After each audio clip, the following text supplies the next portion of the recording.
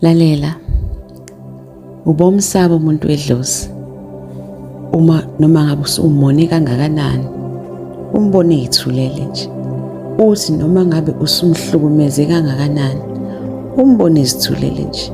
Uthi noma ngabe usumthakathe kangakanani, azithulele nje, angakulwisi, angenzi lutho.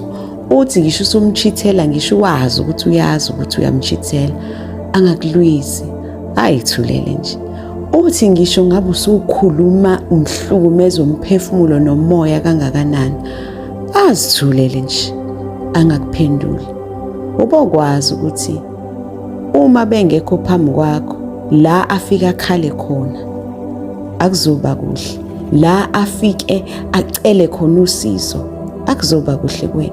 La afike khona aguqe phansi athi ngicela kube yinini eningiphendulelayo, base bemsula inyembezi bamphendulela. Ubokwazi ukuthi akubazoba kuhle kuwena. Uzozibona izinto zakho zingahambi kahle, uzibone kunezinto ezilokho ezikudlela imali, uzibone ubusathe uyazama, ubone kungalungi lutho empilweni yakho. Kanti lo mphefumulo wawona, lo mphefumulo ogijima phezulu kwekhanda lakhe, ubona ngathi izinto zakho wena zi-right, ubona ngathi wena uyikona konke empilweni yakhe. Kanti ngesikhathi umhlukumeza, engakulwisi, engakuphenduli, engakubuzi, engalwi physical, engalwi nawe ngamagama, kodwa vele athula kubuke. Mase yahamba yokhala edlozini lakhe, ahamba yokhala kwizithunywa zakhe, ahamba yokhala kwizinzuza zakhe, azi ukuthi njengoba izinto zingasakuhambeli kahle empilweni yakho, ilezo ikhalo zakhe, leza inyembezi zakhe zasingaweli phansi. Lungisa izinto zakhe.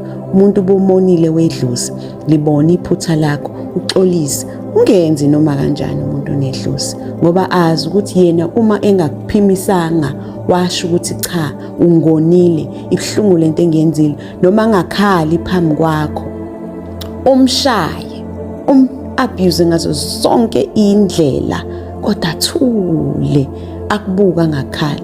Ubokwazi ukuthi mhla kwaphuma elakhe ibutho, kwaphuma ibutho lezintaba, kwaphuma ibutho lamanzi, ubokwazi akuzoba kuhle empilweni yakho.